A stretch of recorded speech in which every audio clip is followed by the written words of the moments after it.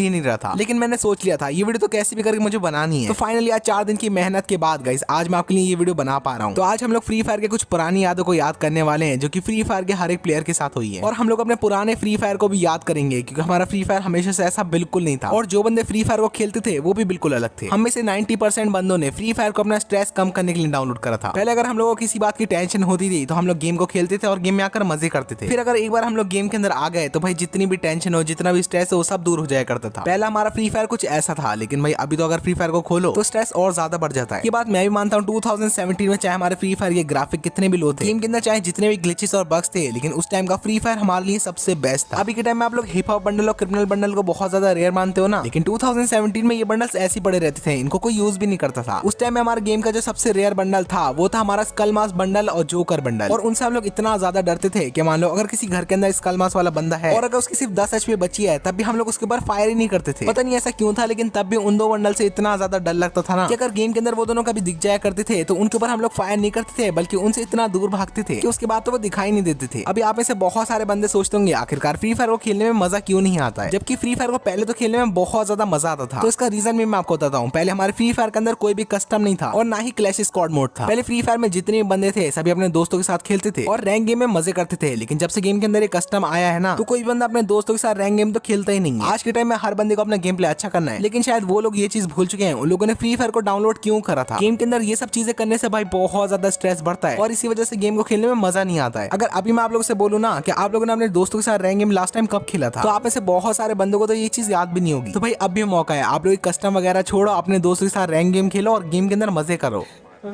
Free fire के वो भी के दिन थे ना जब हम लोगों को फ्री फायर खेलने के लिए इंतजार नहीं होता था। हम लोग जैसे अपने स्कूल से आते थे तो हम लोग अपने बैग को ऐसे फेंक कर सीधा अपना मोबाइल उठाते थे और फिर अपने जितने भी दोस्त होते थे उनके साथ फ्री फायर खेलते थे। उस टाइम पे हमारे लिए फ्री फायर सब कुछ था, चाहे अगर हम लोग स्कूल में हो या फिर कहीं पर भी हो। अगर बातें चलती थी तो वो सिर्फ फ्री फायर की होती थी। हम लोग अपने दोस्तों को ये बताते रहते थे आज मैंने इतने हेडशॉट मारे, इतने बंदों को किल करा। और पहले के टाइम में भाई टॉप अप वगैरह ये तो हम लोग करते नहीं थे। तो पता है शो ऑफ किस चीज से करते थे, हम लोग अपने दोस्तों से बोलते थे भाई ये देख मैंने फोर्ट कैरेक्टर निकाल लिया, और कोई बंदा बोलता था भाई ये देख मैं प्लेटिनम पे पहुंच गया। और उस टाइम का जो प्लेटिनम था ना भाई अभी का ग्रैंड मास्टर भी वैसा नहीं है। अब सोचो उस टाइम पे प्लेटिनम करना इतना मुश्किल था तो भाई हीरोइक वाले बंदों को कितनी ज्यादा इज्जत मिलती थी। अगर गेम या फिर ग्रुप के अंदर कोई हीरोइक वाला बंदा आ जाया करता था तो हम लोग इतना ज्यादा खुश हो जाया करते थे और रोने लगते थे और उस बंदे से बोलते थे भाई हमें फ्रेंड लिस्ट में ले लो। और उसके बाद में हीरोइक वाले बंदे भाई बेइज्जती कर दिया करते थे। मुझे आज भी याद है जब मैंने पहली बार फ्री फायर में किसी बंदे के पास इमोट देखा था ना तो उस बंदे को देखकर मैं इतना ज्यादा शौक रह गया था ना कि आखिरकार उस बंदे के पास इमोट आया कहां से। क्योंकि अगर उस टाइम पे किसी बंदे के पास इमोट होते थे ना तो हम लोग उसको सबसे अमीर बंदा मान लिया करते थे। और उस टाइम पे सबसे ज्यादा पॉपुलर था शूट डांस वाला इमोट, जिसके पास ये इमोट होता था तो उस बंदे को हम लोग गेम का सबसे बड़ा प्रो प्लेयर मान लिया करते थे।